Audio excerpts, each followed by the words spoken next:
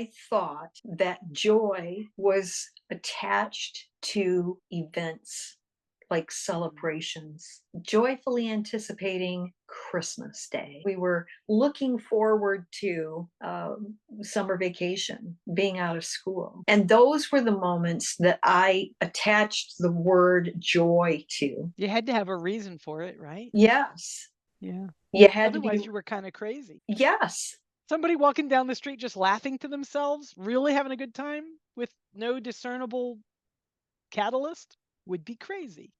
yes. In our day, nowadays, with the little earpieces for their phones, we can't judge people the same way. But yes, back Oh, in but those, that doesn't stop us. If you it go to a doesn't stop. party and somebody there is just really joyful and you say, "What's going on in your life? What's got you so happy?" And they just say, "Pfft, no good reason. I'm just happy." You back away slowly. I'm not saying you or I would, but a lot of people would. Like that would be Bellevue material, as they say. Yeah, yeah, Yeah. yeah. I remember this time that I was probably 3 or 4 years into this 10-year thing that I'm in right now, this journey, this path that I'm on.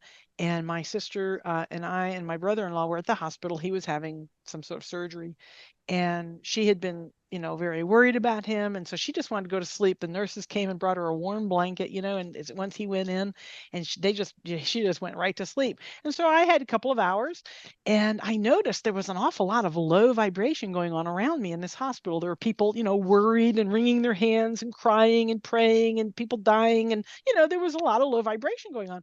So I thought, oh, I know what I'm going to do. I'm going to do an experiment, and I'm going to just get myself as high vibration as I can. And I had the skills to do that. I mean, with nothing else going on, I wasn't as good as it then as I am now, but I had pretty good skills, pretty good chops, pretty good joy chops, right?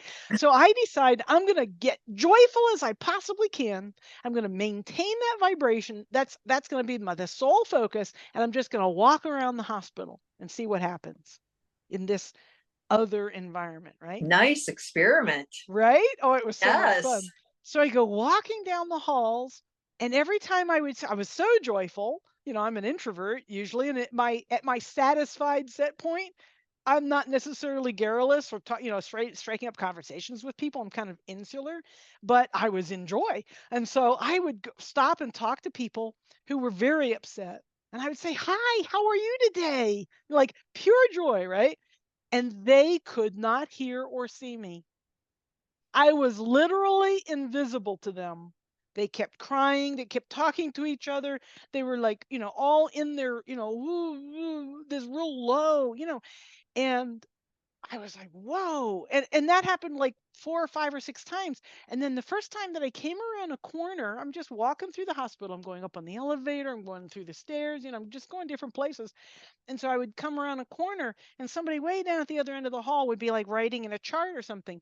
And they would look up and turn around because they could feel me coming, and they were matching. So when I got near to them, "Hi, how are you?" And they'd be like, "Oh, I'm doing great. So good to see you." Like we almost knew each other. And these were not Abrahamsters, right? These were just medical personnel. This was not a cruise, okay? This happens all the time on the cruises, but this was a hospital. And these people were also surrounded by this low vibration. So these were the people who were keeping their vibration high, whether they knew how to or not, whether it was just, who knows why, but they were matching. They were close enough anyway to match me. And it was a black and white kind of experiment. People either really responded to me or really didn't respond to me everywhere I went. It was a great. That's amazing. I coined a new term. I was enjoying people, like annoying people, but with joy. That's where I coined that term. I'm enjoying people. ANNJOYING. Enjoying people. Awesome. It was a lot of fun. That is very good. That's very good.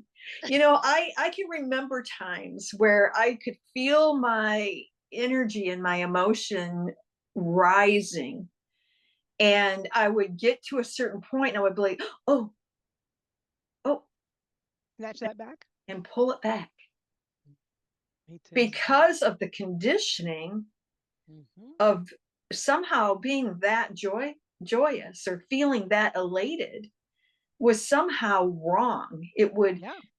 it would cause people to shun you, because I had I had some experiences when I was a teenager where I was just being myself, I and know.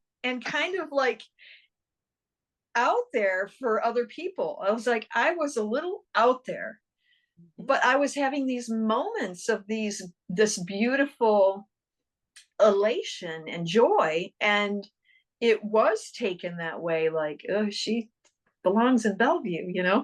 and What's then wrong with her? I learned to curtail my enthusiasm and my joy so Mhm. that I didn't get those kind of responses from the people around me. And so Sure. later in my life, then I started feeling that, like, I'd hit that ceiling where it's like, oh, it's safe up to this point to feel Yes. joy.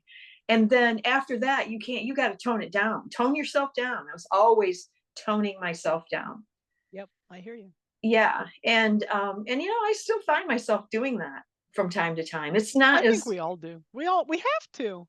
You can't be on all the time. You have to be so focused to escape the earth's gravity of lack of joy, right? Like you've got this low vibration kind of going all around you and it is gradually rising. Even in my lifetime, I mhm, can look and see yes, that it has risen, but it is still very low compared to anyone who is intentionally choosing satisfaction and above, right? Joy. yes, So, when you're in joy, I can't tell you how many friends I've lost. They weren't great, deep friends, but all of the social friends that I had before Betty died, before, Abraham, uh, v- I'm not in contact with any of them anymore. All of those, kind of they weren't superficial. They were good friends, but they weren't great friends. They all fell away. None of them could handle my level of joy. None of them. yeah, it's But I got new friends yes. that And love I think joy. that that's the important thing to note there, is that, you're afraid that if you move too far down that road, that there won't be anyone there, that you're There leaving is. all your friends behind, Yeah. and there won't be anybody there, and you'll be all alone. And I think that's what traps some people. But you got to know that sometimes it's better to be alone. Well, and Number also, I one. totally agree. I mean, I spent a couple of years alone just consolidating my own vibration. I had to. I was coming from a huge deficit, from my previous life. I just had a lot of ground to make up. So I went into isolation pretty much for a couple of years. But here's the thing. The joyful people, when you meet them, you feel like you've known them forever. Yeah. There is a component to meeting someone else who has purposefully, intentionally raised their own vibration. You have to be intentional about this. You're not going to do this by accident. By the time you're anywhere near my age to be socializing, let's say 50 and above or 45 and above, you have to be intentional because life has been chipping away at you, and if you don't have the skills to recover, then you're just go lower and lower and lower. And so I meet a lot of people my age that are just, they're waiting to die. Yeah. They wouldn't say it that way, I'm sure, but Right. there's no new initiatives, no real super expansion, no huge joy, nothing going on in their lives. It's kind of a holding pattern at this point. And so, but the thing is, when I go on like the Abraham cruises and I meet somebody in the elevator for the first time, or at the workshop for the first time, or in the dining hall for the first time, and I feel so strongly this pull, this like we are soulmates. We are tribe members. We are twins separated at birth. Like there's this there's this like visceral feeling to it. Like, oh my God, I just love you. Can I kiss you? Can I pinch your little cheeks? Like, can I just love on? Can I buy you something? Like, oh my God, I'm so glad we finally got back together again. That's the way it feels. Yeah. And so, and when if they feel the same way, which they don't always, or I don't know how they feel. I don't care how they feel. I don't care how I feel. Right. And so, but if we match, like I've got these like best friends all around the world now Right. And it's that I, almost instantaneous. Like, yes, it's instantaneous when you meet someone like that. You're instant friends.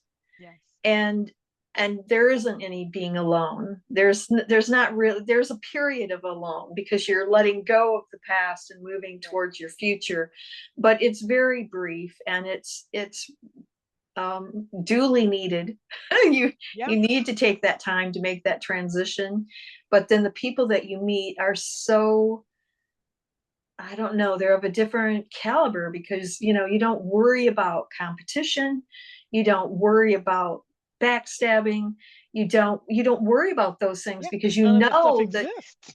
it doesn't exist at this level of Yeah. your experience. It's a whole new world Yeah. that you're living in when you can reach above and go for the joy, and regardless of what other people think about it or what they feel about it, you just go ahead and be you. Like last night, I we went out fishing on the lake, and we've got a pontoon, so I'm throwing out the line, and I wasn't going to fish, I was just going to read. Well, I did some reading, I thought, okay, well, now I'm going to fish, so I throw out the line, and Tony's got the music going, and a song came on. I'm like, oh, this is perfect for fishing, this is perfect song for fishing. And I could feel, and I had to move my body, like I'm dancing, and as I'm reeling in the line, and just thinking, this is it, this is the joy, thank you for giving me this joyful moment. Yeah. And I think that you start finding that you don't care what anybody Right. thinks. I mean, there's people on the beach and people looking out their windows from the houses, and I don't care what it Right. looks like to you, Right. because to me it's fun and I'm enjoying myself. That is And real joy. yeah, and it's the kind of joy that I remember experiencing as a kid, Mm-hmm. before the world starts beating you up and telling you, no, it's like this, it should be Right. like this. Right. You're doing it wrong. Yeah, and I've also been experimenting here lately too with bringing that sense of joy to relationships that are not those people. Mm. Okay, so Yeah. there are lots of people in my life who are not what we're talking about, not Right. Oh yeah, me in too. joy. Me too. Yeah, a lot of new people that have come in that are not that, and Yes, that's totally great. it's totally fine. And I found that in the beginning, I was like, well, just keeping to myself a little bit, not Sure. being fully myself in front of them, just not like pretending anything, just like not exposing myself, I Mhm. guess. Mhm. And then I started thinking that, I'm just gonna start putting it out there, like I'm just gonna start, like, in little bits, not like having conversations like this by any means, but I started saying things like, it's such a blessing to have you in my life. Mm. Oh, And the thank you. response that you get when you start bringing these feelings and these emotions that you have when you're in a joyful state into these other relationships, you're causing them to rise up and meet you. And that's such a beautiful thing. Yeah, you're giving them the opportunity anyway. Some of them Yes, won't take the invitation, but most true. of them do. Yeah, most of them Yes. do. They don't even, not even thinking about it consciously necessarily the way we are. And I would say to anybody who might be listening, this idea of getting alone, you and I have both had a stretch of aloneness. Yeah. And if you're raising kids, if you're taking care of your parents, if you're in a situation where you can't really go off by yourself just yet, I would say there's still places like in the bathroom. Yeah. Some of my clients, literally, that's the only place where they can get any alone time at all. And so they start ramping up their bathroom time where the door is locked, it's closed and it's locked, and you're running the shower, or you're in the bath, or you're just washing your hands, or just sitting on the john, you know, either way, just really being by yourself. So there's isolation, that stillness. It's not the aloneness, it's the stillness that you can accomplish in isolation, that's tough to accomplish, especially if you're not skilled yet in a in a furor, of any kind of ado going on around you. But there's always places and ways to get off by yourself and practice Mhm. joy. It's a great phrase. Mine was the lawnmower. Ooh. I could hop Nobody on the else wanted to mow the lawn, huh? Nobody else wanted to mow the yard at all. I was No? totally nobody even wanted to come outside. and and I would hop on that mower and I would just mow really slow Mm-hmm. and I would notice everything in the yard, like little patches of different kinds of grass or Mm-hmm. any different, like what was different this week than last week. And and man, that was a happy place. I loved it. It was perfection. That's great. And it's also making me realize I had never thought about this before, but if I'm hosting like a dinner party and we've all been laughing and, really engaged and nothing gone wrong, everything going great, just, a successful dinner party. But there might be moments when I could just recharge just a little bit by going and washing something in the sink. And I just realized in this conversation that I do that when I want to soothe myself or I want to come back to me, whatever. It doesn't have to be a Yeah. big, hairy deal. Just just a little habit, a little pattern I've got that I go and I hand wash some dishes. That nice warm water on my skin, and the satisfaction of watching a dish come clean, or a pot or a pan, and then dry, setting it up to dry. There's something very kind of ritualistic and kind of Mhm. insular about that. And it could last 30 seconds, and it's a way of kind of recharging my introvert, that likes that stillness for recharging. And I never really thought that that's what I was doing until just now. Yeah. So thank you.